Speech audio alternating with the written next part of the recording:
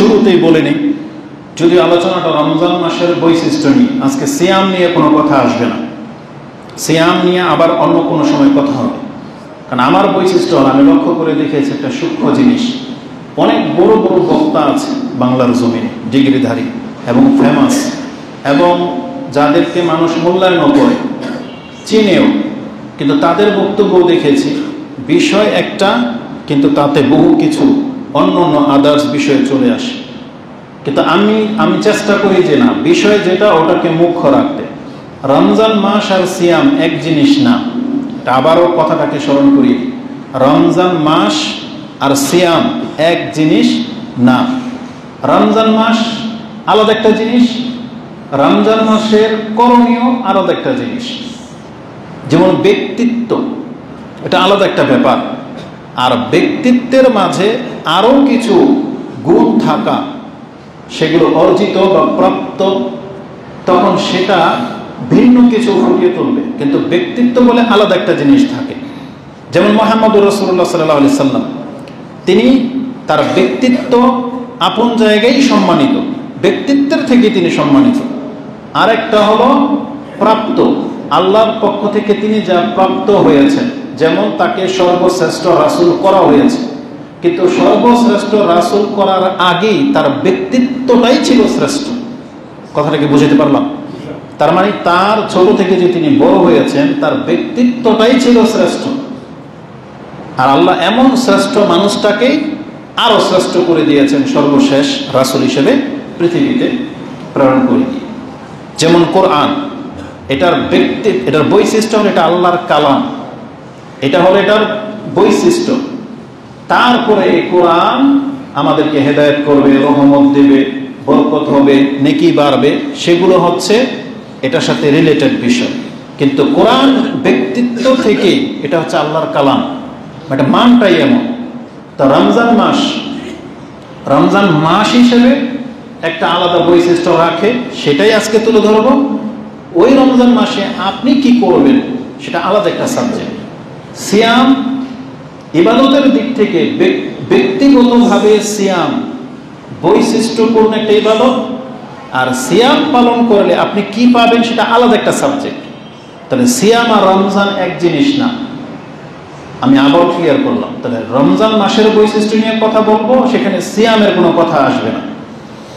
আরেকটা ব্যাপার হলো, যখন বলা হয়েছে যে রমজান মাসে আপনি প্রস্তুতি কি নেবেন, আজকে আসতে আসতে একজন শেখের একটা বক্তব্য দেখছিলাম, কারণ বিভিন্ন শেখদের কাছ থেকে ভালো ভালো কিছু আপনি পাবেন। তার মধ্যে আমাদের গণ্যমান্য যারা সালাফ আলেম রয়েছে, তাদের মধ্যে একজন হচ্ছেন, যেমন ধরে নেন মনজুর ইলাহি হাফেজাহুল্লাহ। তো মনজুর ইলাহি হাফেজাহুল্লাহ ভদ্র ভাষায় কথা বলেন। তো তিনি রমজান মাসের প্রস্তুতি নিয়ে হয়তো 1-2 বছর আগে কথা বলেছেন। তা কালকে রাতে ক্লিপটা আসছে, তার মধ্যে এমন একটা কথা যেটা আমি আর আপনি হয়তো ভাবিনি, তো সেটা হচ্ছে স্মরণ করিয়ে দিই।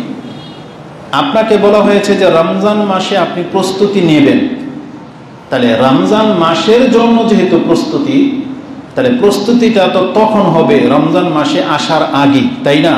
এখন রমজান মাস চলে আসছে, এখন আবার কিসের প্রস্তুতি? এই প্রস্তুতিটা তো হলো রমজানের আগে, যার জন্য আপনি প্রস্তুত হবেন সে তো চলে আসছে, এখন আপনার কিসের প্রস্তুতি? এখন যদি আপনি প্রস্তুত হন, তাহলে কি হবে জানেন? এলোমেলো হয়ে যাবে। যেই গেস্ট যাকে আপনি অভ্যর্থনা জানানোর জন্য প্রস্তুতি নেওয়ার দরকার ছিল আগে, সেই দরজায় এখন আপনি বলতেছেন মেহমান চলে আসছে, তাড়াতাড়ি করে ঘর গোছাও। রেজাল্টটা কি হবে? সে যত সুন্দর করে গোছান, একটা না একটা ফল থেকেই যাবে। কি ফল? মেহমান ঘরে ঢুকে গেছে, এমন একটা অপ্রীতিকর জিনিস যেটা আপনার ঘরে রয়ে গেছে, আপনি নজরে দেখেন নাই তাড়াহুড়ার কারণে। তো ওই একটা জিনিসে তাকে অসন্তুষ্ট করে দিতে পারে। হয়তো বা বাথরুমটা আপনি পরিষ্কারই রাখেন নাই, তার বাথরুমে যাওয়া প্রয়োজন হতে পারে, তাড়াহুড়ায় যেহেতু। তো আপনাকে আগে থেকে প্রস্তুতি নিতে বলা হয়েছিল। এটাকে আপনি নিজের এক্সামের সাথে তুলনা করেন। পরীক্ষা কালকে, প্রস্তুতি কি কালকে নেবেন না তার আগে থেকেই? তার আগে থেকে প্রস্তুতি নিতে হতো। তাহলে পরীক্ষার দিন যারা প্রস্তুতি নেয় তারা ভালো ছাত্র না মূলত। আর এই ধরনের ব্যক্তিদের প্রস্তুতিতে তার কোনো সুফল বয়ে আনে না, কারণ সে সাকসেস হইতেই পারবে না। কারণ এই প্রস্তুতি বরং তাকে আরো বিদঘুটে করে দেবে, প্রশান্তি হারিয়ে ফেলবে। কারণ তার স্বভাব, তার অন্তরের অভ্যাস আর তার ইচ্ছা অনিচ্ছা তখন দ্বন্দ্ব লেগে যাবে, তখন সে চাইলেও পারবে না, সে অপারগ হয়ে যাবে। এই জন্য প্রস্তুতি নিতে হয় আগে থেকেই। মেহমান চলে আসলে ওই সময়টাকে আর প্রস্তুতি বলে না। বিশেষ করে যেই মেহমান আপনাকে জানিয়ে আসবে ডেট, যে আমি কিন্তু অমুক দিন আপনার বাড়িতে আসবো, আপনাকে জানানো হয়েছে, আপনি যদি বিচক্ষণ হন, আপনি যদি সেই মেহমানের কদর বুঝেন, তাহলে বাজার ঘাট আপনাকে ওই দিন আসার আগেই করতে হবে। নাকি ওই দিন যে আজকে মেহমান আসবে আপনি তাকে পেয়ে তারপরে বাজার করবেন, তখন রেজাল্টটা কি হবে? হয় তাকে ঘরে বসিয়ে রেখে আপনাকে বাজারে যেতে হবে, আর এই সময়ের মধ্যে তার মেজাজ বিগড়ে যেতে পারে, বা অনেক কিছু ঘটতে পারে, বা আপনার সময় পাস হয়ে যাবে। আরেকটা বিষয় হলো, যে মেহমানকে আপনি আপ্যায়ন জানাবেন বা যার জন্যে আপনি অপেক্ষায় আছেন, আমাদের স্বভাব কিন্তু এইরকমই, যার কাছে যেই মেহমানের গুরুত্ব বেশি তার কাছে সেই মেহমানের প্রস্তুতিটাও ভিন্ন হয়। সব আত্মীয়, সব মেহমানকে কিন্তু আপনি একভাবে রেসপেক্ট করেন না। কথাটা কিন্তু আমি সিম্পল ভাষায় বুঝাই, আমি আমাদের বাচ্চাদের উদাহরণ দিয়ে বুঝাই, কারণ আমাদের ব্যক্তিত্বে তো অন্যকে দিয়ে বোঝাবো না, আমাদের দিয়ে বুঝাই। বাচ্চাদের স্বভাব হলো, আপনার বাসায় দেখবেন অনেকে আসে, কিন্তু আপনার বাচ্চারা পছন্দ করে তার ওই আঙ্কেলকে, যে আঙ্কেল আসলে ও কিছু গিফট পায়, যে আসলে ও কিছু পায়, ওটা জেনে গেছে, তাহলে দেখবেন ওনার নাম শুনলে বাচ্চা খুশি হয়। এটা আমি দেখেছি, ফিল করেছি। কেন? কারণ ওরা ওরা সরল হয়, ওদের সাথে আহামরি কোনো কিছু সম্পর্ক নাই, কিন্তু একটা চিপস পায় এতেই খুশি, কিন্তু পায়। আর যেই ব্যক্তি অনেক মূল্যবান, অনেক পয়সাওয়ালা, প্রভাবশালী, সে বাসায় আসলে ও যখন একটা চিপসও পায় না, এই ব্যক্তির নাম শুনলেও যত বড় ব্যক্তিত্বই হোক না কেন, এই বাচ্চার কোনো কদরই করে না। এটাকে আপনারা ফিল করেছেন? বাচ্চাদেরকে দিয়ে বুঝাই না। আমাদের স্বভাব, বড়দের স্বভাব, যে ব্যক্তির সাথে সম্পর্ক আপনার ভালো, যার কাছ থেকে আপনি অনেক বড় কিছু হেল্প পান, সাপোর্ট পান, না চাইলেও পান, সে যদি আপনার বাসায় আসে, নিশ্চিত আপনি কিন্তু অন্যরকম একটা আনন্দ ফিল করেন না? কারণ সে আসবে আমাকে কিছু দেওয়ার জন্য, আমার কাছ থেকে কিছু নেওয়ার জন্য না। এটা আমরা সবার মেন্টালিটি কিন্তু এটাই, যে আমাকে দেওয়ার জন্য আসে তার কদর আমার কাছে ভিন্ন। এবার আপনি এটাকে ইবাদতের দিকে নিয়ে আসেন। রমজান মাস আমাদেরকে কিছু দেওয়ার জন্য আসবে না আমাদের কাছ থেকে কিছু নেওয়ার জন্য আসবে? দেওয়ার জন্য আসবে। তাহলে রমজান আমাদেরকে যেটা দিবে, ওই কথাগুলো আজকে আমি আপনাকে স্মরণ করিয়ে দিব, যে কি দেওয়ার জন্য আমাদের কাছে আসতেছে। এখন আপনি এই রমজান মাস পেয়ে এইবার কতটা খুশি হতে পারেন, কতটা আন্তরিকতার সাথে রমজানকে গ্রহণ করার জন্য আপনি প্রস্তুতি নিয়ে রেখেছেন, এটাই হবে আলোচনার মূল বিষয়। এটা খুতবার পরে আপনারা ডিসাইড করবেন যে আমি আর আপনি কি বাস্তবিক রমজানকে এইভাবে ফিল করি কিনা, বা এর জন্য আমি আর আপনি কি প্রস্তুতি রেখেছি কিনা। এবার আমি আপনাকে দেখাই আল্লাহ সুবহানাহু ওয়া তাআলা রমজান মাসের বৈশিষ্ট্য সম্পর্কে কি বলেছেন। আমি এক এক করে সেই কথাগুলো আপনার কাছে তুলে ধরবো। যদিও রমজান মাসের বৈশিষ্ট্য আমি যতটা দেখতে পাচ্ছি, যদি সূক্ষ্মভাবে গণনা করা হয় তাহলে 15 থেকে 20টি হবে, তবে আমি আপনার কাছে 11 থেকে 12টা কোট করবো আজকে ইনশাআল্লাহ। আমার ভূমিকাতে যে কথাগুলো আমি বললাম, এটা হচ্ছে আমাদের থিঙ্কিং, বিচার থেকে, কিন্তু আল্লাহ সুবহানাহু ওয়া তাআলা কথাটাকে আরো গুরুত্বের সাথে বলেছেন।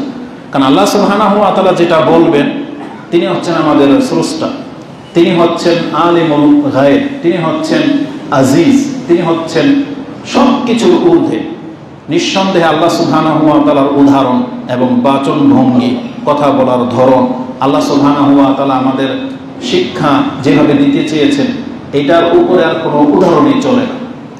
আল্লাহ সুবহানাহু ওয়া তাআলা আমাদেরকে বলেছেন, শুধু রমজান মাস কেন, যেই জিনিসের মাঝে দুইটা জিনিস অন্তত স্মরণ রাখবেন, যে দুইটা জিনিস তোমাকে দিবে, দুইটা জিনিস আছে। এক, তোমাকে মাফ করবে, যেই জিনিসের মাঝে আল্লাহর ক্ষমা নিহিত আছে, আর যেই জিনিসের মাঝে তোমার জান্নাতের কথা আছে, তুমি সেই প্রত্যেকটা বিষয়কে গুরুত্বের সাথে দেখো। তা আল্লাহ বলেছেন। মানে যে কোনো কিছুর সাথে তোমার দুইটা জিনিস জড়িত, তোমার নাজাত এবং জান্নাত। যে এটা করলে আল্লাহ আমাকে মাফ করে দিবেন, আর এটা করলে আল্লাহ আমাকে জান্নাত দিবেন, মানে আল্লাহর সন্তুষ্টি। এমন প্রত্যেকটা বিষয়কে প্রত্যেকটা মুসলিমের উচিত গুরুত্বের সাথে নেয়। আর কোনো কথা আছে এর মধ্যে? মানে এটা শুধু রমজানের জন্য খাস না, এমন প্রত্যেক সময়, এমন প্রত্যেক কাজ, এমন প্রত্যেকটা মুহূর্ত আমাদেরকে গুরুত্বের সাথে নিতে হবে। যেই সময়, যেই কথা, যেই কাজের সাথে দুইটা জিনিসের সম্পর্ক, আমার নাজাত মানে আল্লাহ আমাকে ক্ষমা করে দিবেন বলেছেন এই কাজটা করলে, আর আমি জান্নাত পাবো, এমন একটা কাজকেও আমাদেরকে মূল্যহীন ভাবা উচিত নয়, সিরিয়াসলি নেওয়া উচিত। যেটা আল্লাহ সুবহানাহু ওয়া তাআলা কোরআনে এইভাবে বলেছেন, যেটা আপনি সূরা আলে ইমরান 3 নম্বর সূরার 133-এ পেয়ে যাবেন। আল্লাহ বলেছেন, ওয়াসারিউ ইলা মাগফিরাতিম মির রাব্বিকুম ওয়া জান্নাত। তোমরা প্রতিযোগিতা করো, সারিউ, তোমরা দৌড় দাও ওই সব বিষয়ের দিকে যেই দিকে আসলে তুমি ক্ষমা পেয়ে যাবে এবং আল্লাহর জান্নাত পেয়ে যাবে। এটা আল্লাহ আমাদেরকে জানিয়ে দিয়েছেন সূরা আলে ইমরান। এবং সূরা হাদীদে আল্লাহ বলেছেন, সাবিকু ইলা মাগফিরাতিম মির রাব্বিকুম ওয়া জান্নাত। তোমরা প্রতিযোগিতা করো আল্লাহর ক্ষমা যে বিষয়গুলোর মধ্যে আছে এবং যেগুলোর মধ্যে জান্নাতের সুসংবাদ আছে। ওই প্রত্যেকটা বিষয়ের ক্ষেত্রে আমাদেরকে বলা হয়েছে আমরা যেন প্রতিযোগিতায় লিপ্ত হয়ে যাই। কিন্তু আমাদের বাস্তবিক প্রতিযোগিতা হলো মূলত দুনিয়ার জন্য। সেটার জন্য আদেশও করা লাগে না, সেটার জন্য কাউকে শিক্ষাও দেওয়া লাগে না। এটা ব্যক্তির থেকেই আমরা বুঝি। দুনিয়ার কোনো ব্যাপার হলে কারো কাছে সলা পরামর্শ লাগে না, বরং আপনি নিজে থেকেই দেখেন অ্যাডভান্স, আপনি আগেই প্রস্তুত।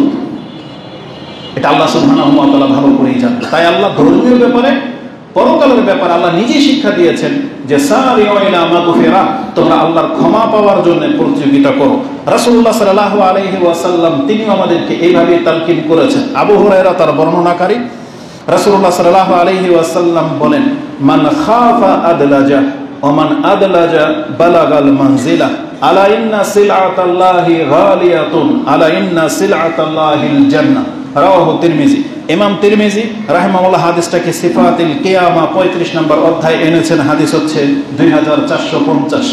তাতে রাসূলুল্লাহ সাল্লাল্লাহু আলাইহি ওয়াসাল্লাম বলেছেন, যেই ব্যক্তি ভয় পায়, মান খাফা আদলাজা, সেই ব্যক্তি প্রস্তুতি গ্রহণ করে, মানে ভোর রাতেই সে প্রস্তুত থাকে। ওমান আদলাজা বালাগাল মানজিলা, আর যেই ব্যক্তি তার দিন শুরু হওয়ার আগেই প্রস্তুতি নিয়ে নিয়েছে, সেই ব্যক্তি জেনে নেক সে তার টার্গেটে পৌঁছে যাবে। ওমান আদলাজা বালাগাল মানজিলা, তার মানে আমরা যদি জান্নাতকে হারানোর ভয় যদি আমাদের থাকে তাহলে প্রস্তুত হয়ে যান। আর আপনি যদি আজকে প্রস্তুতি নিতে পারেন, এটা আমাদেরকে আশ্বস্ত করা হয়েছে যে তুমি তোমার গন্তব্য পেয়ে যাবে। তার মানে নিরাশ হওয়ার কোনো চান্স নাই, কারণ ওটা তো আল্লাহর কাছে। আর আল্লাহ সুবহানাহু ওয়া তাআলা বিচার করে মানুষের অন্তর এবং কর্ম দেখে যে বাস্তবিকই আমাদের অন্তর সে নাজাত চায় কিনা, বাস্তবিকই আমাদের কর্ম কি এটা নাজাতের কর্ম কিনা, এটার উপরে ডিসাইড করবে আল্লাহ সুবহানাহু ওয়া তাআলা। এই জন্য কিন্তু আল্লাহ সুবহানাহু ওয়া তাআলা, যদিও আমরা নামাজে দাঁড়াই এতগুলো মানুষ, প্রথম কাতারে 100, এভাবে আমরা সবাই মসজিদের ভিতরে নামাজ আদায় করি, একই সময়, একই রুকু, একই সেজদা, কিন্তু সালাম ফেরানোর পরে বাসায় ফিরি কেউ 10 নেকি নিয়ে, কেউ 700 নিয়ে, কেউ ফিরে ওঢেল নেকি নিয়ে। বিষয়টা এমন না? দান তো একই মাপের সবাই করে, সবাইকে সমান নেকি পায়। কিসের ভিত্তিতে? তার অন্তর এবং তার অবস্থার উপরে ভিত্তিতে। এই জন্য আল্লাহ সুবহানাহু ওয়া তাআলা যার ভয়, যার প্রস্তুতি যেমন, আল্লাহ তার সাথে ওই একই আচরণ করবেন। যে কথাটা রাসূল বলেছেন, মান আদলাজা বালাগাল মানজিলা। তারপর রাসূলুল্লাহ সাল্লাল্লাহু আলাইহি ওয়াসাল্লামের মূল উদ্দেশ্য ছিল জান্নাত, তাই তিনি বলেছিলেন তোমরা ভালো করে জেনে রাখো, আলা ইন্না সিলআতাল্লাহিল জান্নাহ, আলা ইন্না সিলআতাল্লাহি গালিয়া, আল্লাহর সামগ্রী অনেক দামি। আর তোমরা কি জানো আল্লাহর সেই দামি সামগ্রীটা কি? বলছে জান্নাত।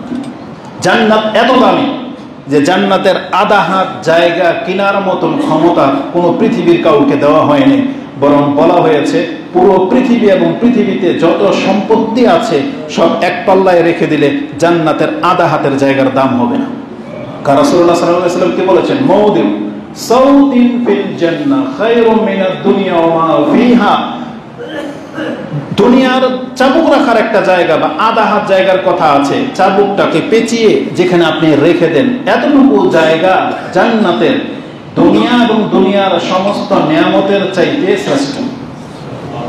কেন হবে না? যেখানে বলা হয়েছে যেটা আমাদের পুরুষদের চাহিদা তো নারী, এই জন্য এক্সাম্পলগুলো আল্লাহ ওইভাবেই দিয়েছেন। আল্লাহ জান্নাতের নারীর মূল্য আপনাকে বলে নাই, বরং নারীর গায়ের যে ওড়না হবে, ওড়না রাসূলুল্লাহ সাল্লাল্লাহু আলাইহি সাল্লাম বলেছেন জান্নাতে একটা রমণীর ওড়না দুনিয়া এবং দুনিয়াতে যা আছে তার থেকে শ্রেষ্ঠ। আর যে ওড়না যে নারীদের গায়ে থাকবে তাদের কথা আল্লাহ ধরেন উল্লেখই করবেন না, জাস্ট আপনাকে এটা একটা এক্সাম্পল দিয়ে দেওয়া হলো। তো রাসূলুল্লাহ সাল্লাল্লাহু আলাইহি সাল্লাম বলেছেন আলা ইন্না সিলাতাল্লাহি গালিয়া আলা ইন্না সিলাতাল্লাহিল জান্নাহ, তোমরা আল্লাহ সুবহানাহু ওয়া তাআলার সেই দামি জান্নাতটার দিকে প্রতিযোগিতা করো।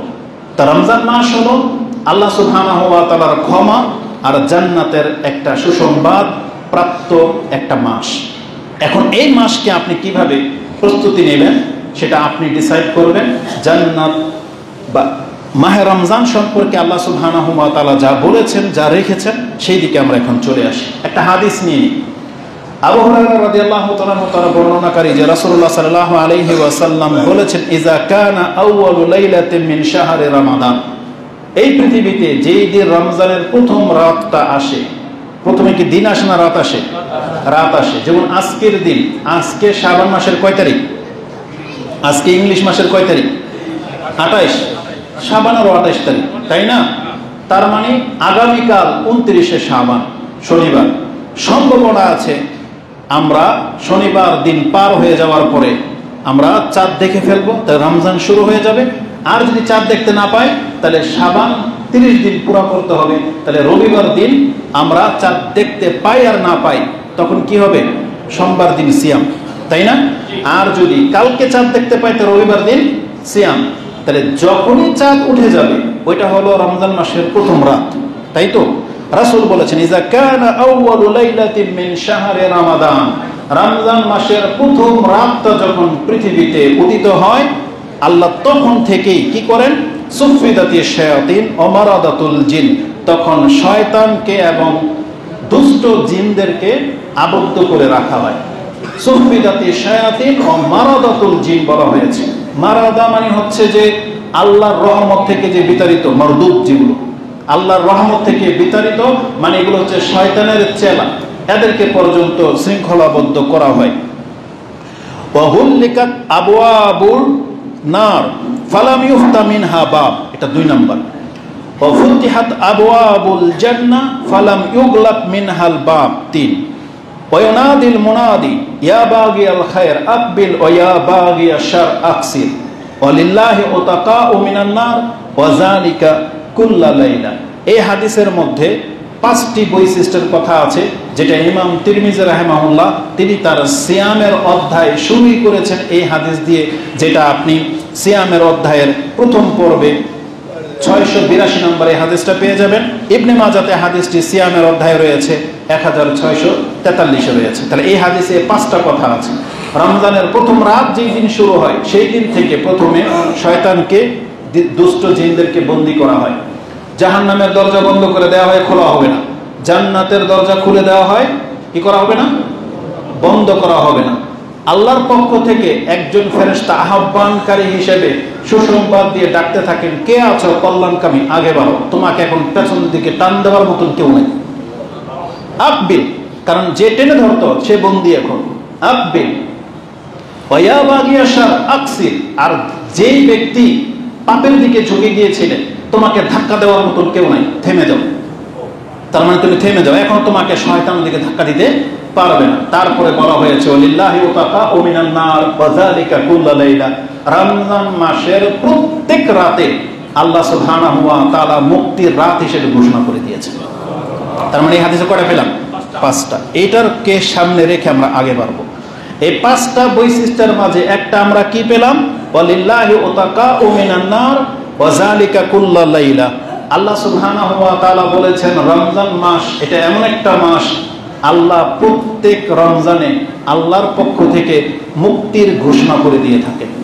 কত মানুষকে মুক্ত করা হবে এটা উল্লেখ করা হয়নি, কিন্তু আল্লাহ নিজে থেকেই একটা মানে এটা হচ্ছে এমন একটা রাষ্ট্রের মতো যে রাষ্ট্রে সাধারণ ঘোষণা ক্ষমা করে কিনা। প্রত্যেক রাষ্ট্রের বিজয় দিবসে তারা কি করে, একটা সাধারণ মানে ক্ষমা ঘোষণা করে। আল্লাহ সুবহানাহু ওয়া তাআলা তিনি তার বান্দাদের মধ্য থেকে, এটা কথা মনে রেখেন, আল্লাহর যত ক্ষমার কথা আছে কাদের জন্য? আল্লাহর বান্দাদের জন্য। কথাটা ভুলে যেন না, আল্লাহর বান্দাদের জন্য। কেন এই কথাটা বারবার বলা হচ্ছে? যারা শিরক করে তারা আল্লাহর বান্দা না, তারা হচ্ছে কোনো বস্তু বা ব্যক্তির বান্দা। কিন্তু আল্লাহর বান্দা কোনোদিন শিরক করতে পারে না, একমাত্র তাওহীদবাদী এখানে উদ্দেশ্য। আল্লাহর বান্দাদেরকে যারা অপরাধ করে ফেলেছে, আটকে গেছে, তাদের সম্পর্কে আল্লাহ বলতেছেন আল্লাহ একটা সাধারণ ঘোষণা ক্ষমা করেন। আর সেই সময়টা আল্লাহ শাবান মাসের একটা রাতে রেখেছেন। সেই সময়টা প্রত্যেক সোমবারে আসে, সেই সময়টা প্রত্যেক বৃহস্পতিবারে আসে। কিন্তু আল্লাহ সুবহানাহু ওয়া তাআলা এমন একটা মাস আছে যে মাসের সব কয়টা দিনকে আল্লাহ ক্ষমার দিন হিসেবে ঘোষণা করে দিয়েছেন। এটা একটা হাদিস। আরো আশ্চর্যজনক হাদিস এই একই বিষয়ে আপনি পেয়ে যাবেন মুসনাদে আহমদে। তাতে কি আছে? আনাবি হুরায়রাতা ও আন আবি সাইদ, দুইজনের যে কোনো একজন বর্ণনা করেছেন। কালা কালা রাসূলুল্লাহ সাল্লাল্লাহু আলাইহি ওয়াসাল্লাম ইন্না লিল্লাহি উতাকা ফি কুল্লি ইয়াউমিন ওয়া লাইলাতিন। আল্লাহ শুধু রাতেই ক্ষমা করে না, বরং রমজান মাসে দুইবার ক্ষমা করা হয়, দিনের বেলা একবার, রাতের বেলা একবার। তার মানে রমজান মাস এমন একটা মাস, তার রাতের মর্যাদা দিনের মর্যাদা সমান সমান।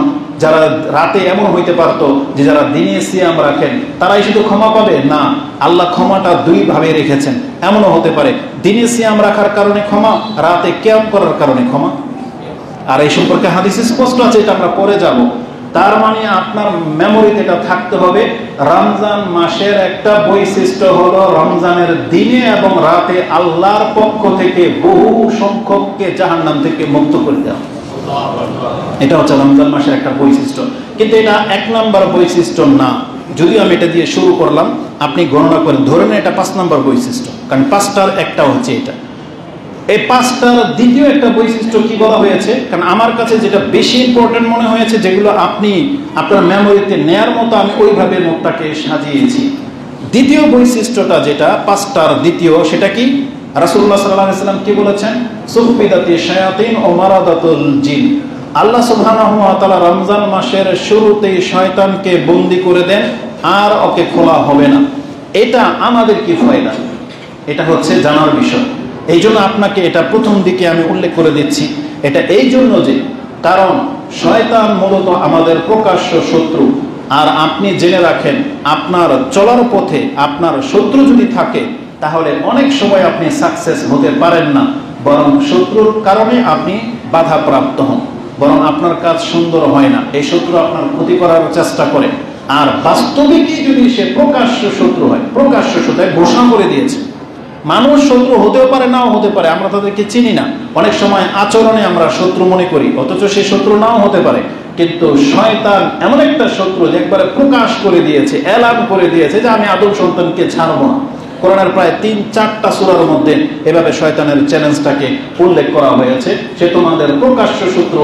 তারপরে শয়তান যদি প্রকাশ নাও করত তাতেও কিছু যায় আসে না। আমাদের রব যিনি আপনাকে আমাকে সৃষ্টি করেছেন, যিনি আপনার আমার অন্তরের খবর জানেন, সে আল্লাহ শয়তানের অন্তরের খবরও জানেন। সে আল্লাহ নিজে আমাদেরকে জানিয়েছেন ইন্নাহু লাকুম আদুউম মুবিন, শয়তান তোমাদের প্রকাশ্য শত্রু। এখন শয়তান যদি ভালো রূপ নিয়েও আসে তাতে কোনো কাজ হবে না। আপনার চিনার তো ভুল হওয়ার কথা ছিল না, যেটা আপনার রব বলেছেন ইন্নাহু লাকুম আদুউম মুবিন, সে তোমাদের প্রকাশ্য শত্রু। আদুউম আবার মুবিন, একবার প্রকাশ্য শত্রু বলেছেন আল্লাহ। তাহলে সেই শয়তান বন্দী। তার মানে আপনি এখন এমন একটা জনপদ দিয়ে যাচ্ছেন যে জনপদে আপনার কোনো শত্রু নাই। তাহলে সেই জনপদে আপনার চলার ধরনটা ভিন্ন হবে। সেখানে আপনি রিল্যাক্স নেওয়ার মতো যত দামি সম্পদ নিয়ে আপনি সেই রাষ্ট্র ভ্রমণ করেন না কেন, আপনার অন্তরে সামান্য কোনো রকমের কি হবে না, দুশ্চিন্তা আসবে না। তা রমজান মাস হচ্ছে সেই মাস, এটা মুমিনদের মাস। সেই ব্যক্তি জেনে নেক যে আজকে এই মাসে গুমরাহ করার মতো আপনার প্রকাশ্য যে শয়তান, সেটা আপনার আশেপাশে নাই। এটা আপনাকে জানিয়ে দেওয়া হয়েছে। এটা এত বড় একটা এহসান আল্লাহর পক্ষ থেকে করা হয়েছে। আল্লাহ যে চান যে আমরা আগে বাড়ি, এটা হচ্ছে তার প্রমাণ। যদিও আল্লাহ সুবহানাহু ওয়া তাআলা আমাদেরকে জানিয়ে দিয়েছেন আল্লাহর বান্দা যারা, তারা রমজান মাস কেন, কোন মাসেই শয়তান তাদেরকে গুমরাহ করতে পারে না। ইল্লা ইবাদাকা মিনহুমুল মুখলাসিন, শয়তান নিজে বলেছিল আমি সমস্ত বান্দাকে গুমরাহ করব, তবে আল্লাহ আপনার মুখলেস বান্দা যারা, তাদেরকে আমি গুমরাহ করতে পারবো না। এই জন্যে যারা সালাত আদায় করে তারা রমজান মাসেও করে, রমজান ছাড়াও করে। কিন্তু আপনি এমন এক ব্যক্তি যে আপনি রমজান মাস ছাড়া সালাত আদায় করতে পারেন না, তাহলে মানে আপনি আল্লাহর মুখলিসিন বান্দা হতে পারেননি। এটা আপনাকে হতে হবে। তারপরেও অকল্যাণের কল্যাণ, যদি আপনি রমজান মাসে 5 ওয়াক্ত সালাত আদায় করেন, তার মানে বুঝতে হবে যে আপনি ব্যক্তিগত পাপী না, শয়তান আপনাকে পাপ করায়। তখন আপনাকে বাঁচতে হলে আল্লাহর কাছে আশ্রয় চাইতে হবে। আর এই 1 মাস আপনি শয়তানের সাথে শত্রুতা শক্তি অর্জন করবেন, যাতে আবার ঈদের দিন থেকে আপনি আবার শয়তানের বন্ধু যেন হয়ে না যান।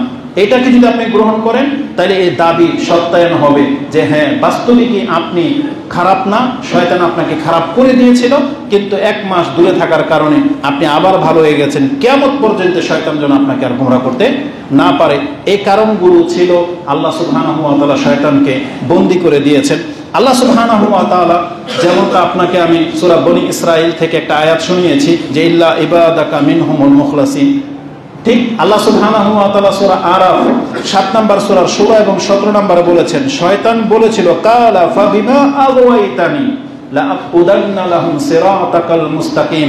আল্লাহ এই যে আদমের কারণে আজকে আমাকে আপনি গুমরাহ করলেন, আল্লাহকে বলতেছে শয়তান যে মানুষটার কারণে আজকে আমি গুমরাহ হইলাম, যার কারণে আমি আজকে পরীক্ষিত হইলাম, আল্লাহ আপনি সাক্ষী থাকেন আমি আদম সন্তানের একটাকেও ছাড়ব না।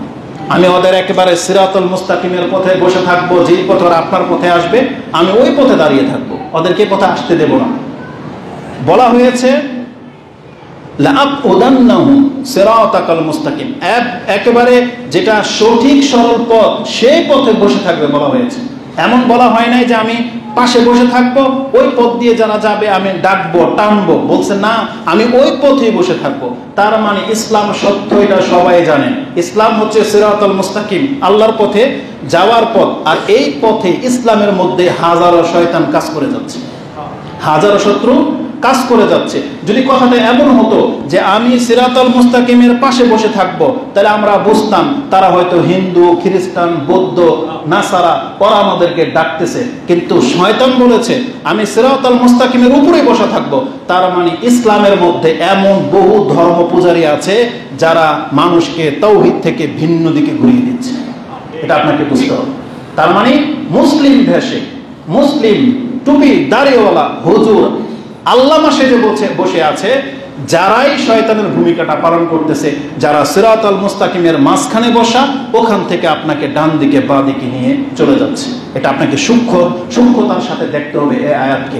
তারপর আল্লাহ কি বলেছেন যে শয়তান এটাও বলেছিল সুম্মা লাআতিয়ান্নাহুম মিন বাইনি আইদিহিম ওয়া মিন খালফিহিম ওয়া আন আইমানিহিম ওয়া আন শামাইলিহিম ওয়া লা তাজিদু আকসারাহুম শাকিরিন। আমি তার ডান দিক থেকে, বাঁ দিক থেকে এবং তার সামনে এবং পেছন দিক থেকে আসব। আপনি অধিকাংশদেরকে কি পাবেন না? শুকরগুজার বান্দা পাবেন না। তার মানে আল্লাহ সুবহানাহু ওয়া তাআলা তো এটাই চেয়েছিলেন যে আমি তোমাদেরকে সৃষ্টি করেছি, আমি তোমাদেরকে হেদায়েত করেছি, আমি তোমাদের জীবন এবং মৃত্যুর মালিক, তোমরা আমার শুকরিয়া আদায় করো। কিন্তু আজকে অধিকাংশ মানুষ আল্লাহ সুবহানাহু ওয়া তাআলার শুকরিয়া আদায় করে না। আর আল্লাহ সুবহানাহু ওয়া তাআলার শুকরিয়া আদায় করার সবচেয়ে উত্তম আমলই হচ্ছে সালাত। আর যারা সালাত আদায় করেন না, আপনি হচ্ছেন সেই ব্যক্তি যে আপনি আল্লাহর শুকরিয়া আদায় করেন না। শুকরিয়া শুধু খেয়ে দিয়ে আলহামদুলিল্লাহ বলাটা না, এটা একটা শুকরিয়া। কিন্তু আল্লাহর বান্দাদের শুকরিয়া হলো আল্লাহর কাছে নত হয়ে তাকে সেজদা করে শুকরিয়া আদায় করা, যেটা আপনি করেন না। তার মানে আপনি হলেন অহংকারী, শুকরগুজার বান্দা আপনি না। তো শয়তান এটা বলেছিল, যেটা আপনি সূরা আরাফের 16 এবং 17 নম্বরে পেয়ে যাবেন। এটা ছিল একটা ব্যাপার যে সেই শয়তানকে আল্লাহ সিরাতাল মুস্তাকিমের পথ থেকে সরিয়ে দিয়েছেন। এখন আপনি এই পথে হাঁটতে থাকেন, দেখবেন আপনার মন ফ্রেশ এবং আপনি আল্লাহমুখী হতে পারবেন। কেবলমাত্র হতভাগা ব্যক্তিরা ছাড়া, যারা ব্যক্তিগতই শয়তান, যাদেরকে শয়তান পরিচালনা করে না, যারা ব্যক্তিগতভাবেই শয়তান। কারণ আল্লাহ সুবহানাহু ওয়া তাআলা কোরআনে বলেছেন, মানুষকে যারা কুমন্ত্রণা দেয় তারা দুই রকম, একটা মিনাল জিন্নাতি ওয়ান নাস, সেই শয়তান জিনদের মধ্য থেকেও আছে, সেই শয়তান মানুষের মধ্য থেকেও আছে। তা রমজান মাসে আল্লাহ জিনদেরকে বন্দী করে দেন বলেছেন। আল্লাহ এই কথা বলেন নাই যে আমি মানুষরূপী শয়তানদেরকে বন্দী করে দিই। কেন? জিন শয়তানদেরকে বন্দী করে দেওয়ার পেছনে আল্লাহর আরেকটা হিকমা যেটা আমরা অনুধাবন করতে পারি, সেটা হলো আল্লাহ প্রমাণ করতে চেয়েছেন যে আমি জিন শয়তানদেরকে বন্দী করে দিলাম, এখন মানুষরূপী শয়তান কারা এটা তোমরা এখন দেখতে পাবে। সেই সময়টা হচ্ছে রমজান মাস। যে রমজান মাস আসা সত্ত্বেও, নামধারী মুসলিম হওয়া সত্ত্বেও সে ডাইরেক্ট হোটেল খুলে বসে থাকবে, সিগারেট, জর্দা, বিড়ি, তামাক সেগুলো বিক্রি করবে, এবং সেই সময়ও দিনের বেলায় ফিল্ম চলে, প্রকাশ্যে সে সিগারেট খায়। এগুলো হচ্ছে মানুষের মধ্য থেকে শয়তান। এই জন্য রাষ্ট্রের ক্ষমতা থাকলে এগুলোকে শক্তির মাধ্যমে দমন করা উচিত ছিল, কিন্তু আমাদের রাষ্ট্রের মুসলিম এতটা দুর্বল যে আমাদের চোখের সামনে পুতুল পূজা হয়। আমাদের চোখের সামনে 90% মুসলিম থাকা সত্ত্বেও বাংলার জমিনে বিচার হয় ওই সেকুলারিজমের সিস্টেমের মাধ্যমে, এবং আবার বুক ফুলে আমরা বলিও যে আমরা নাকি 3 কোটি আহলে হাদিস বাংলার জমিনে কোরআন সুন্নাহর অনুসারী, অথচ আজ পর্যন্ত বাংলাদেশে ইসলামের একটা বিধানও কায়েম হয়নি। বোঝেন কথা? তাহলে কাল কিয়ামতের দিনের জবাব আপনারা দিবেন যে যেখানে কোরআন সুন্নাহর অনুসারী মানুষ বেশি বসবাস করে সেখানকার নেতা আবার কোনো না কোনো দলের, সেখানে কোরআন সুন্নাহওয়ালা কেউ নেতা হইতে পারেনি। সেই অঞ্চলে, আমি আপনাদের অঞ্চলের কথাই বলতেছি, আমরা না হয় বাতিলপন্থী, আমরা না হয় থাকি গুমরাহাদের মাধ্যমে, আমাদের নেতাও গুমরাহ হবে, সেটা ভিন্ন জিনিস। কিন্তু আপনারা জবাব রেডি রাখেন কিয়ামতের মাঠে যে তোমরা তো কোরআন হাদিস বুঝতা, তাহলে তোমরা কেন ডানপন্থী বামপন্থী হয়েছিল? এটার জবাব আমি না, আমি কিছু বললে তো আবার বিচার ডাকেন আপনারা। তো কিয়ামতের মাঠে বিচারটা আপনাদের কাছে রয়ে গেল যে কোরআন সুন্নাহ বুঝে ইসলামের কিটা করলেন, ওটার জবাব আপনারা কিয়ামতের মাঠে দিবেন ইনশাআল্লাহ। তো আল্লাহ সুবহানাহু ওয়া তাআলা বলেছেন যে রমজান মাসে শয়তানকে বন্দী করে রাখা হয়। 2টা রিজন বলেছি। এক, আল্লাহর বান্দাদেরকে যেন শয়তান পেছন দিকে টেনে ধরতে না পারে, আপনি আগে বাড়েন, দৌড় দেন। আর দ্বিতীয়ত হচ্ছে আল্লাহ মানুষ রূপে শয়তানদেরকে প্রকাশ্যে নিয়ে আসতে চেয়েছেন, এই জন্য গোপনীয় শয়তানটাকে বন্দী করে রাখা হয়। এটা হচ্ছে রমজান মাসের একটা বৈশিষ্ট্য। রমজান মাসের ওই 5টার মধ্যে 2টা এখান থেকে বললাম। এবার 6ষ্ঠ বৈশিষ্ট্যটা, যেটা ওই হাদিসে ছিল না, এটা এখন বলি।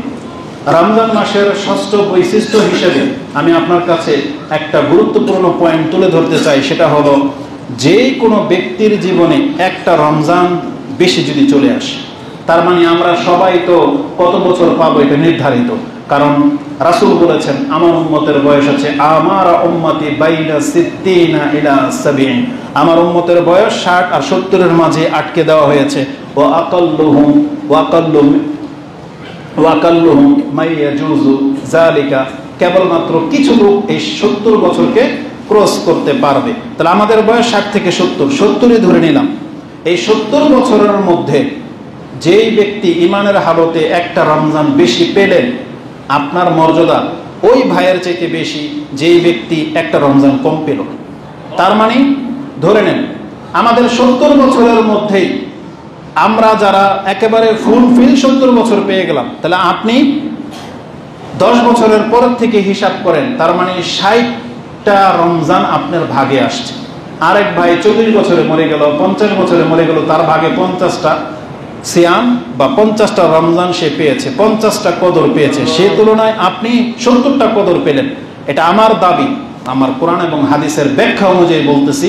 তাহলে যেই ব্যক্তি 50 বছরে মরে গেছে তার চাইতে আপনার 70 বছরটা এটা কল্যাণকর বয়স।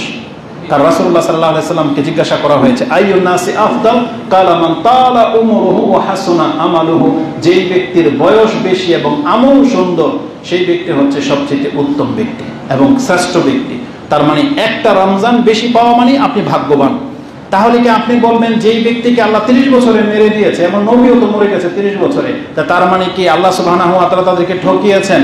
না, বরং ওই যে বরকতের একটা কথা আছে না, যে তার বয়সে আল্লাহ বরকত দান করুন, কারণ কি, এমনও আইম্মা আমাদের এই পৃথিবী ছেড়ে চলে গেছে যারা যে খ্যাতমত করে গেছে, বর্তমান যুগের 100 বছরের আলেমও সে কাজ করে দেখাইতে পারেনি।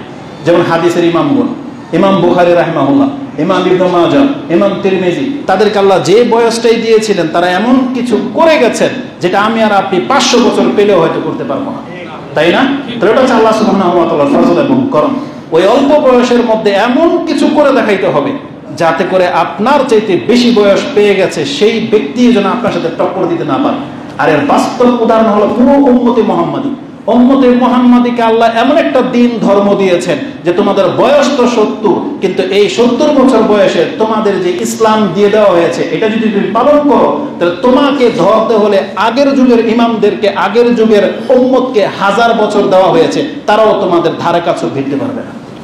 এই যে নূহ আলাইহিস সালামের যুগের মানুষ 1000 বছর পেত, কিন্তু আপনি মুহাম্মাদের উম্মত হয়ে, রাসূলুল্লাহ সাল্লাল্লাহু আলাইহি সাল্লাম তার উম্মত হয়ে মাত্র 60 বছর যদি বেঁচে থাকেন, তাহলে ওই নবীদের উম্মাহ 1000 বছর পেয়েও আপনার চাইতে বেশি ভাগ্যবান সে হইতে পারে না। জেনে নেন কেন? এটা আল্লাহ সুবহানাহু ওয়া তাআলা করে দিয়েছেন। এই রমজানের একটা, রমজান মাস হচ্ছে তার একটা হাদিস বলে দেই, আপনি পুরো উদাহরণটা বুঝতে পারবেন। হাদিসটি একটু লম্বা, তার মানে আমি আপনাকে পুরোটার আরবি বাংলা করব না, একটু শুধু আরবি বাংলা করে দিই। হাদিসটা আপনি পেয়ে যাবেন ইবনে মাজাতে স্বপ্নের ব্যাখ্যার অধ্যায়ে। হাদিস হচ্ছে 3925। তালহা ইবনে উবাইদুল্লাহ তার বর্ণনাকৃত একটা হাদিস, তিনি বলেছেন দুই ব্যক্তি অনেক দূর থেকে এসেছে মদিনায়, রাসূলুল্লাহ সাল্লাল্লাহু আলাইহি ওয়াসাল্লাম তাদের দুইজনকে একই সাথে ইসলাম গ্রহণ করিয়েছেন, এবং দুইজনের মধ্যে একজন বেশি মুজাহিদ ছিল, বেশি অ্যাক্টিভ ছিল, কিন্তু দুইজন সবসময় একসাথে চলতো, যুদ্ধে অংশ নিত, একসাথে মসজিদে আসতো, সিয়াম রাখতো, সব কাজ একসাথে করতো। এক যুদ্ধে একজন শহীদ হয়ে যায়, আরেকজন ব্যক্তি বেঁচে ছিল, আরো 1 বছর বেঁচে ছিল। এই তালহা ইবনে উবাইদুল্লাহ স্বপ্নে দেখেন একদিন যে আমি একদিন জান্নাতের দরজার সামনে ওই দুই ব্যক্তির সাথে জান্নাত থেকে একজন লোক এসে ডাকলো, প্রথমে ডাকলো ওই ব্যক্তিকে যেই ব্যক্তি শহীদ হয় নাই, যেই বন্ধু শহীদ হয়ে গিয়েছিল তাকে ডাকলো না, ডাকলো তারপরে 1 বছর পরে যে মরে গেছে তাকে ডাকলো। দ্বিতীয়বার এসে শহীদ ব্যক্তিকে ডাকলো। তৃতীয়বার এসে আমাকে বলল তুমি ফেরত যাও, তোমার সময় এখনো আসেনি। তো তালহা ইবনে উবাইদুল্লাহ আশ্চর্য হয়ে গেলেন, স্বপ্নের ব্যাখ্যা জানার জন্য সাহাবা একরামদের মাঝে সেটা আলোচনা করতেছিলেন। তখন সবাই অবাক হয়ে গেল, এই স্বপ্নের কি ব্যাখ্যা হতে পারে? শহীদ ব্যক্তি কিভাবে পরে জান্নাতে যায়? তার তো আগে যাওয়ার কথা ছিল। তো রাসূলুল্লাহ সাল্লাল্লাহু আলাইহি ওয়াসাল্লাম, আমরা আবার স্বপ্নের ধর্মে বিশ্বাসী না। এই স্বপ্ন যদি রাসূলুল্লাহ সাল্লাল্লাহু আলাইহি ওয়াসাল্লাম ব্যাখ্যা না করতেন, এটা আমরা কোনোদিন কোট করতাম না। এটা রাসূলুল্লাহ সাল্লাল্লাহু আলাইহি ওয়াসাল্লামের কাছে গিয়ে এটা জানানো হলো। তখন রাসূলুল্লাহ সাল্লাল্লাহু আলাইহি সাল্লাম বলেছেন যে মিন আইয়ে যালিকা তাজাবুন, এই ঘটনার মধ্যে তোমাদেরকে কোন জিনিসটা আশ্চর্যিত করলো, কেন তোমরা অবাক হচ্ছ, কোন বিষয়টাকে কেন্দ্র করে? তখন তারা বলেছিল কালু ইয়া রাসূলুল্লাহ হাযা কানা আশাদ্দার রাজুলাইনি ইজতিহাদান, এই ব্যক্তি তো এই ব্যক্তির চাইতে অনেক বেশি মেহনত করেছে, এমনকি যুদ্ধ করেছে এবং তাকে শহীদও করে দেওয়া হয়েছে, সে তো শহীদ ছিল। সুম্মা তুশহিদা, তাকে শহীদ করে দেওয়া হয়েছে। ওয়া দাখালা হাযাল আখিরুল্লাযী জান্নাতা ক্বাবলাহু, কিন্তু তার পরের ব্যক্তি আগে জান্নাতে কিভাবে ঢুকলো, এটা হচ্ছে আমাদের আশ্চর্য হওয়ার ব্যাপার। তখন রাসূলুল্লাহ সাল্লাল্লাহু আলাইহি ওয়াসাল্লামের জবাব শুনুন। ফাকালা রাসূলুল্লাহ সাল্লাল্লাহু আলাইহি ওয়াসাল্লাম আলাইসা কাদ মাকাসা হাযা বাদাহু সানাতান, এই ব্যক্তি কি তারপরে 1 বছর বেঁচে ছিল না? বলতেছে হ্যাঁ বেঁচে ছিল। সুম্মা আদরাকা রমাদান, সে কি রমজান মাস পেয়েছে? বলছে হ্যাঁ পেয়েছিল। ওয়া আদরাকা রমাদানান ফাসামা, সিয়াম রেখেছে? বলছে না। ওয়া সাল্লা কাযা ওয়া কাযা মিন সাজদাতিন, আর এই 1 বছর এসে সালাত আদায় করেছে, এত এত এত সাজদা তার আমলনামায় জমেছে। ফিসানা কালু বালা ইয়া রাসূলুল্লাহ, ফাকালা রাসূলুল্লাহ সাল্লাল্লাহু আলাইহি ওয়াসাল্লাম ফামা বাইনাহুমা আবাদু মিম্মা বাইনাস সামাই ওয়াল আরদ, এই 1 বছরের একটা রমজান মাস পেয়ে যাওয়ার কারণে, সিয়াম রাখার কারণে, সালাত পড়ার কারণে তার আর তার শহীদ বন্ধুর মর্যাদার মধ্যে এতটা দূরত্ব তৈরি হয়ে গেছে যতটা দূরত্ব জমিন থেকে আকাশের আছে। তার মানে এক একটা ইবাদতের মূল্য এত, রমজান মাসের মূল্য এত, যেই ব্যক্তির তকদিরে যত বেশি রমজান পেয়ে যাচ্ছেন, যত বেশি কদর পেয়ে যাচ্ছেন, তার মানে আপনি আপনার আরেক ভাইয়ের চাইতে তত বেশি সম্মানিত পদ পেয়ে গেছেন। এই জন্য এই রমজানকে আপনি কিভাবে রেসপেক্ট করবেন সেটা এখন আপনার ব্যাপার। আমরা যতটা জেনেছি অতটা বললাম আপনাকে। যদিও এই হাদিসের রেফারেন্সে আরেকটা হাদিস আপনার কাছে পেশ করা যেতে পারে, যেটা আবু দাউদে 2524 নম্বরে রয়েছে, যেখানে বলা হয়েছে যে যেই ব্যক্তি একটা সেজদা বেশি দিতে পারবে, এই একটা সেজদাই তার আগের বন্ধুর চাইতে এক ধাপ তাকে আগে বাড়িয়ে দেবে। তো লম্বা করবো না, এই ব্যাপারে শুধু নাম্বারটা বলে দিলাম, 2524 মানে 2524 নম্বরে আবু দাউদে আপনি পেয়ে যাবেন। তা রমজান মাসের ষষ্ঠ বৈশিষ্ট্য আমরা কি পেলাম, যে যেই ব্যক্তির নসিবে একটা রমজান বেশি চলে আসছে, সেই ব্যক্তি আরেক ব্যক্তির চাইতে বেশি সম্মানিত হওয়ার যোগ্যতা রাখেন। এখন এই রমজানকে আপনি কিভাবে কদর করবেন আপনি ডিসাইড করে নেন। রমজান মাসে আল্লাহ সুবহানাহু ওয়া তাআলা এমন একটা বৈশিষ্ট্য রেখেছেন, এটা হচ্ছে রমজান মাসের সপ্তম বৈশিষ্ট্য, যে রাসূলুল্লাহ সাল্লাল্লাহু আলাইহি ওয়াসাল্লাম বলেছেন, ফি কুল্লি ইয়াউমিন ওয়া লাইলাতিন লিকুল্লি আবদিন মিনহুম দাওয়াতুন মুস্তাজাবাতুন। আপনার অবগতির জন্য স্মরণ করিয়ে দিই, আমরা সবাই জানি মুস্তাজাবু দাওয়া হলেন প্রত্যেক নবী এবং রাসূল, তাদের দোয়া আল্লাহ কি করেন, কবুল করেন। এই উম্মতের বহু ব্যক্তিরা আছেন যারা মুস্তাজাবু দাওয়া পর্যায়ের, যেমন হতে পারে সেটা আবু বকর সিদ্দিক, হতে পারে ওমর, যে তাদের সম্পর্কে সরাসরি বর্ণনা নাই বিদায়, কিন্তু এটা আমাদের ঈমান। অবশ্যই আল্লাহ সুবহানাহু ওয়া তাআলা তাদেরকেও মুস্তাজাবু দাওয়ার পর্যায়ে নিয়ে যান। কারণ কি, এটা কেন বললাম, কারণ আমাদের কাছে এটার ইঙ্গিত আছে। যেমন ওমর রাদিয়াল্লাহু তাআলা তিনি কি বলতেন, আমার অন্তরে ইসলামের ব্যাপারে যেই রকমের আমি ফয়সালা কামনা করেছি, আলহামদুলিল্লাহ আল্লাহ আমার ফেভারেই কি করেছেন, হুকুম নাযিল করেছেন। পর্দার ক্ষেত্রে, মদের ক্ষেত্রে, এগুলো সব ওমর রাদিয়াল্লাহু তাআলার চিন্তা ছিল, আল্লাহ কেন পর্দাকে ফরজ করেন না, আল্লাহ কেন মদকে হারাম এখনো ঘোষণা করতেছেন না, তার মানে এগুলো মানুষের জন্য ক্ষতি। সুবহানাল্লাহ, আল্লাহ ওই অনুকূলেই ফয়সালা নাজিল করে দিয়েছেন। তাহলে তারা যে মুস্তাজাবুদ দাওয়া, এটা হচ্ছে তার ইঙ্গিত বহন করে। কিন্তু প্রকাশ্যভাবে রাসূলুল্লাহ সাল্লাল্লাহু আলাইহি ওয়াসাল্লাম এক ব্যক্তিকে সার্টিফাই করেছিলেন। কে ছিলেন তিনি? ইয়ামানের একজন ব্যক্তি, ওয়াইজ করুনি, তাই না, ওয়াইজ আল কারনি, যাকে রাসূলুল্লাহ সাল্লাল্লাহু আলাইহি ওয়াসাল্লাম বলেছেন সে হচ্ছে মুস্তাজাবুদ দাওয়া। তার মানে এই উম্মতের মধ্যে এরকম বহু ব্যক্তি আল্লাহ সুবহানাহু ওয়া তাআলা হয়তো সৃষ্টি করে দেবেন, তাদেরকে আমরা চিনি বা নাই বা চিনি।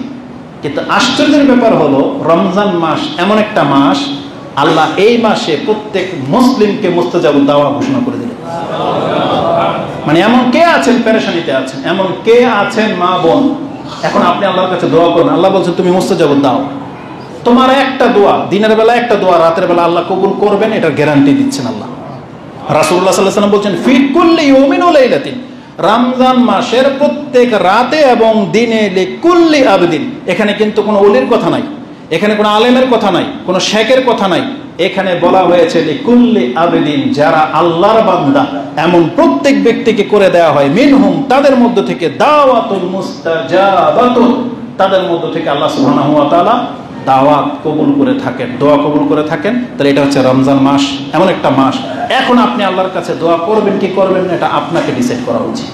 কতক্ষণ করবেন এটা আপনি এখন থেকে চিন্তা করে নেন, যে কতক্ষণ করবেন। তার মানে বলা হয়েছে তোমার সব দোয়া থেকে আল্লাহ কবুল করবেন, এটা গ্যারান্টি রয়েছে। মুসনাদ আহমদের হাদিসটি ৭৪৫০ রয়েছে। তারগিব ওয়া তারহিবের মধ্যে আপনি 1002 নম্বরে পেয়ে যাবেন। নাসিরউদ্দিন আলবানী হাদিসটাকে হাসানুন সহিহ বলেছেন। ইমাম আহমদ আরেকটা হাদিসে বলেছেন, ওয়া ইন্না লিকুল্লি মুসলিমিন ফি কুল্লি ইয়াউমিন দুআউন মুস্তাজাবাতুন ইয়াদউ ফায়াস্তাজিবু লাহ। আর একটু ব্যাখ্যার সাথে তিনি মুসনাদ আহমদের হাদিসটি ৭১৩৮ রয়েছে। এখানে ডাইরেক্ট মুসলিম শব্দ দিয়ে আসছে, যে প্রত্যেক মুসলিম যে দোয়াগুলো করে, যদি সে দোয়া করে তাহলে তার দোয়া কবুল করা হবে, এটা সম্পর্কে এই হাদিস রয়েছে। তাহলে এটা হচ্ছে রমজান মাসের ৭ নম্বর বৈশিষ্ট্য। এই মাসের ৮ নম্বর বৈশিষ্ট্য হলো, আল্লাহ সুবহানাহু ওয়া তাআলা এই মাসকে পাপের কাফারা স্বরূপ ঘোষণা করে দিয়েছেন। মানে শাবান মাস আসছে, আপনাকে পাপ মাফ করে দেওয়ার কথা নাই।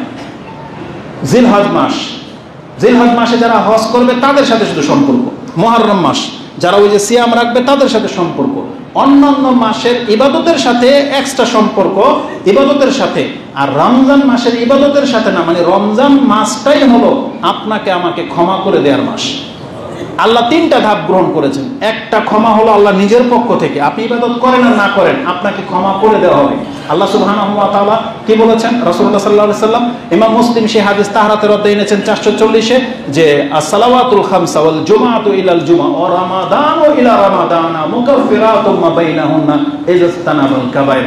যদি কোনো ব্যক্তি কাবিরা গুনাহ থেকে বেঁচে থাকা ব্যক্তি থেকে থাকেন, রমজানের চাঁদ উঠে যাবে, আপনার 1 বছরের ছোট পাপ সব মাফ।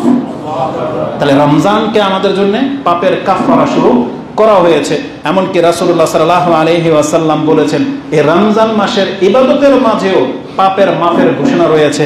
রাসূল বলেছেন, মান সামা রমাদানান ঈমানান ওয়া ইহতিসাবান গুফিরা লাহু মা তাকাদ্দামা মিন যামবিহি ওয়া মা তাআখার। মা তাকাদ্দামা মিন যামবিহি, যেই ব্যক্তি অতীতের যে পাপগুলো করে ফেলেছে, এই রমজান মাসের সিয়াম যদি ঈমানের সাথে রাখে, যে এই সিয়াম রাখলে আমার পাপ মাফ, তাহলে তার অতীতের সমস্ত পাপকে মাফ করে দেওয়া হবে। এটা ইমাম বুখারী রাহিমাহুল্লাহ তার ঈমানের অধ্যায়ে এনেছেন 38 নম্বর হাদিস, আর তার আগের হাদিস 37 নম্বরে রয়েছে, মান কামা রমাদানান ঈমানান ওয়া ইহতিসাবান গুফিরা লাহু মা তাকাদ্দামা মিন যামবি। যেই ব্যক্তি রমজান মাসে রাতে কিয়াম করবে, এই নফল কিয়াম, তারাবি যেটাকে আপনি বলেন, তাহাজ্জুদ যেটাকে বলেন না কেন, আমাদের কাছে সব একই নামাজ, মানে রাতের নামাজ। এশার নামাজ শেষ ফজর পর্যন্ত এই নামাজকে বলা হয় কিয়ামুল লাইল, রাতের নামাজ। এখন আপনি কোন নামে চিনেন করেন, আমাদের কোনো আপত্তি নেই, ইনশাআল্লাহ এটা নিয়ে বহু তর্ক বহস হবে। তবে আমাদের শিক্ষা যেটা সেটা বলে দিই, রাতের নামাজ আপনি তারাবির নিয়তে পড়েন না তাহাজ্জুদের নিয়তে পড়েন, আপনি বুঝেন, যতটুকু পড়বেন যতটুকু আপনার কুলাবে, এই সম্পর্কে ইনশাআল্লাহ বক্তব্য দেব। দুনিয়া যে যা বলে বলুক, আমাদের শিক্ষা যেটা সেটা আমরা বলবোই। তো রাসূলুল্লাহ সাল্লাল্লাহু আলাইহি সাল্লাম বলেছেন, আপনি যদি ঈমানের নিয়তে পড়েন, তাহলে আপনার অতীতের পাপগুলোকে মাফ করে দেওয়া হবে। তাহলে রমজান মাসের আমলের মধ্যে কত বরকত! নফল ইবাদত তাও করলে মাফ, ফরজ ইবাদত তাও করলেও মাফ। আর রমজান মাস নিজেই একটা মাস, যেই মাস আসলে আপনাকে ক্ষমা করে দেওয়া হবে। এটা হচ্ছে ক্ষমার মাস। এই কথাটা কেন বললাম জানেন? আমি বলেছি প্রত্যেকটা বৈশিষ্ট্যের পেছনে আপনার আমার কিছু করণীয় রয়েছে। এবার আসুন আপনার মাইন্ডে এটা রাখেন যে কেন এই কথাটা আপনাকে এত শক্ত করে বলা হচ্ছে।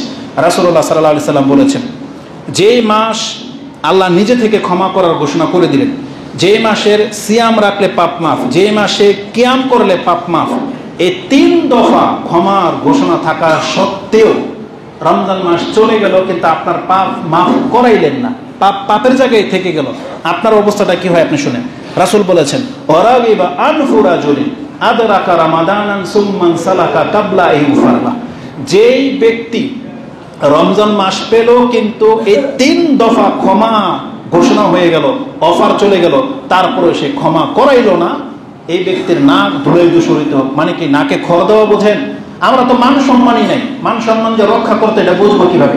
আমাদের মুসলিম জাতি এমন হয়ে গেছে আমরা, যে যেই মান সম্মানকে বজায় রাখার জন্য মানুষ সবচেয়ে বড় স্যাক্রিফাইস করে, টাকা পয়সা চলে যাবে, নিজের ইজ্জত সম্মানকে বাঁচানোর জন্য মানুষ তার দুনিয়া পর্যন্ত ত্যাগ করে দিতে পারে। এমনও প্রমাণ আছে, তার মান সম্মানকে বজায় রাখার জন্য সে গায়ের কাপড় পর্যন্ত খুলে উলঙ্গ হয়ে চলে আসছে। ওই মান সম্মান আবার উলঙ্গ হয়ে যাওয়ার মান সম্মান না, ওটা হচ্ছে তার মান, মানে তার ইসলাম। একজন সাহাবী তার কাপড় পর্যন্ত খুলে মদিনাতে রেখে চলে আসছে, কিন্তু তার ইসলামকে ডুবতে দেয় নাই। ওই মান সম্মানের কথা বলতেছি, কিন্তু মুসলিমকে আমরা বুঝি যে আমরা মুসলিমদের আমাদের মান সম্মান কি। বরং আজকে আমরা ইউরোপের একটা বিশাল কাছে আপনার মুসলিমত্ব আপনি বিক্রি করে দিচ্ছেন। একটা চাকরির জন্য আপনি হারাম হোটেলে চাকরি করবেন, আপনি আপনার মুসলিম নেম প্লেট পর্যন্ত পরিবর্তন করে দিচ্ছেন, আপনার দাড়ি চেঁচে ফেলে দিচ্ছেন, যাতে আপনাকে চিনাই যায় না যে আপনি মুসলিম। এটা হইতে পারে না। রাসূলুল্লাহ সাল্লাল্লাহু আলাইহি ওয়াসাল্লাম বলেছেন না, যার মান আছে সে তার মানের মর্যাদা বোঝে।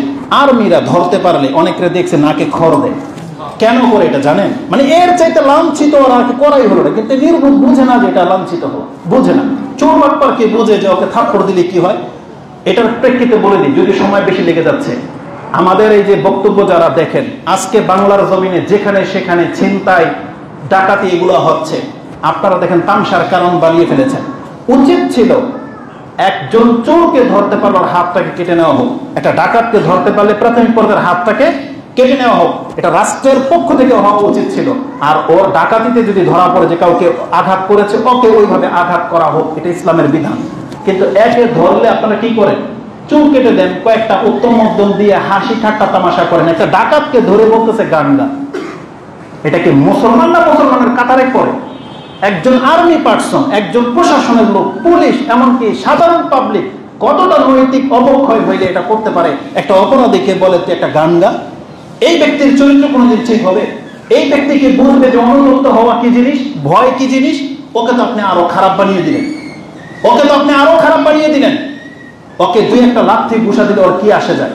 বাংলার জমিনে যারা হাজার মানুষের জীবন নিয়ে খেলা করে, ওকে আপনি 50,000 টাকা ওরা জরিমানা ধরে দিলে ওর কি আসে যায়? ও তো 50 কোটি টাকা কামিয়েছে, ওরা 5 লাখ জরিমানা করলেই কি, কিন্তু ওর হাতটাকে যদি কেটে নেওয়া হতো সমস্ত অসাধু ব্যবসায়ীরা থেমে যেত। বিষয়টা এটা না? খেলতাম শাহ ইসলামের সাথে, ডাকাতকে ধরতেছেন, আপনি সাথে সাথে অ্যাকশনে যান, তাইলে তো চুরি বাটপারি সব থেমে যায়। ওদেরকে নিয়ে আপনি নাচ গান করেন, মানে টিকটক বানানোর জায়গা এটা। এই জাতি কোনোদিন শুধু হবে না এই জাতি। তো রাসূলুল্লাহ সাল্লাল্লাহু আলাইহি ওয়াসাল্লাম বলেছেন, যেই ব্যক্তির নাক অপরাধের কারণে মাটিতে খড় দেওয়া হয়, সেই রকম অপরাধ হলো রমজান মাস পাওয়ার পরে যদি কোনো ব্যক্তি তার পাপকে মাফ করাইতে না পারে। এই হাদিস কোথায় রয়েছে? সাহিহ ইবনে খুজাইমাতে 1088 মানে 888 রয়েছে, মুসনাদে বাজ্জারে রয়েছে 4277 রয়েছে, এবং মুসনাদে আহমদে রয়েছে।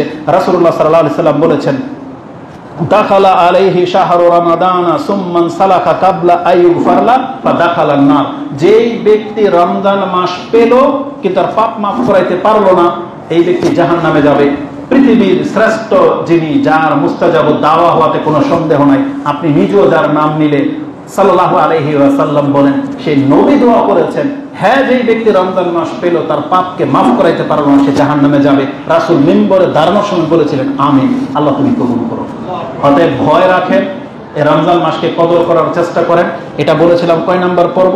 8 নাম্বার বৈশিষ্ট্য, একবারে ব্যাখ্যা ছাড়াই বাকিটি বলে দেই। 9 নাম্বার বৈশিষ্ট্য হলো, এই রমজান মাসের এমন একটা রাত আছে যেই ব্যক্তি এক রাত্রের ইবাদতের মাধ্যমে 83 বছর প্লাস নেকি পেয়ে যাবে। এটা হচ্ছে রমজান মাসের, অন্য কোনো মাসে নাই এটা, সেটা হচ্ছে কদরের রাত। এটা হচ্ছে 9 নাম্বার বৈশিষ্ট্য। রমজান মাসের 10 নাম্বার বৈশিষ্ট্য হলো, এটা হচ্ছে কোরআন নাজিল হওয়ার মাস। এটা কোন মাস? কোরআন নাজিল হওয়ার মাস। আল্লাহ সুবহানাহু ওয়া তাআলা বলেছেন, শাহরু রমাদান আল্লাযী উনজিলা ফীহিল কুরআন। এই একটা বৈশিষ্ট্য নিয়ে কথা বলতে গেলে আমাকে আরো এক্সট্রা আরেকটা খুতবা লাগবে, এজন্য আমরা ওটা ইনশাআল্লাহ বাসা থেকে লাইভে আপনাদের কাছে পেশ করব। শুধু এতটা কথা বলে দিই, যতগুলো রমজানের বৈশিষ্ট্য আছে সব আসছে কোথায়? হাদিসে। কিন্তু আল্লাহ সুবহানাহু ওয়া তাআলা মাত্র একটা বৈশিষ্ট্যের কথা উল্লেখ করেছেন, আর এটাই হলো সেটা। আল্লাহ বলেছেন, তুমি কি জানো রমজান মাস কি? এটা হলো কোরআন নাজিল হওয়ার মাস বান্দা। এই রমজান হচ্ছে কি? বলছে আল্লাহ বলেন কোরআন নাজিল হওয়ার মাস। আর জানো কোরআন নাজিল হয়ে গিয়েছে হুদাল লিন-নাস ওয়া বাইয়িনাতিন মিনাল হুদা ওয়াল ফুরকান। এটা তোমাকে হেদায়েত করবে, এটা তোমাকে সত্য মিথ্যার পার্থক্য করা শিখাবে, আর এটাই নাজিল করে দিয়েছেন রমজান মাসে। তার মানে আল্লাহ রমজান মাসকে আমাদের জন্য হেদায়েতের জন্য পছন্দ করেছেন। যেই ব্যক্তি রমজান মাসে হেদায়েত পাবে না, সেই ব্যক্তি অন্য কোনো মাসে তার হেদায়েত নসিব হবে কিনা এটা কোনো অকল্পনীয় ব্যাপার। তো তওবা সবসময় খোলা, তওবা সবসময় খোলা। আপনার মরার আগে হলেও আপনাকে হেদায়েতের পথে আসতে হবে। আল্লাহ আমাদেরকে কবুল করো, আমিন। রমজান মাসের 12তম বৈশিষ্ট্য যেটা, সেটা হচ্ছে 11তম বৈশিষ্ট্য, যে রাসূলুল্লাহ সাল্লাল্লাহু আলাইহি সাল্লাম বলেছেন, সিয়াম যা পালন করা এই মাসে আমাদের উপরে ফরজ করা হয়েছে। মানে ইসলামের যে 5টা রুকন তার একটা কি? সিয়াম পালন করা, তাই না? এটা রমজান মাস ছাড়া হবে? রমজান মাস ছাড়া হবে না। যার ওযর আছে, অসুস্থ বা সফরে আছে, তার হবে। কিন্তু যেই ব্যক্তির কোনো ওযর নাই, ফামান শাহিদা মিনকুমুশ শাহরা ফালিয়াসুম, যেই ব্যক্তি রমজান মাস পেয়ে গেলেন, আপনার উপরে বাধ্য, আপনি রমজান মাসের সিয়াম আপনাকে রাখতেই হবে। তাহলে রমজান মাসের এটা হলো 11 নম্বর বৈশিষ্ট্য, যে এই মাসে ইসলামের একটা রুকুনকে ফরজ করা হয়েছে, যে আমাদেরকে রমজান মাসে সিয়াম রাখতেই হবে। এই বৈশিষ্ট্যের মধ্য থেকে এই কথাগুলো রয়েছে। এখান থেকে আপনি আপনার প্রস্তুতির কথা জেনে নেন। আমি শুধু দ্বিতীয় খুতবায় সিয়ামকে হেফাজত করার 3টা পয়েন্ট বলবো। সুবহানাকাল্লাহুম্মা ইবাদাল্লাহ أقول لقولي هذا أستغفر الله لي ولكم ولسائر المسلمين فاستغفروا إنه هو الغفور الرحيم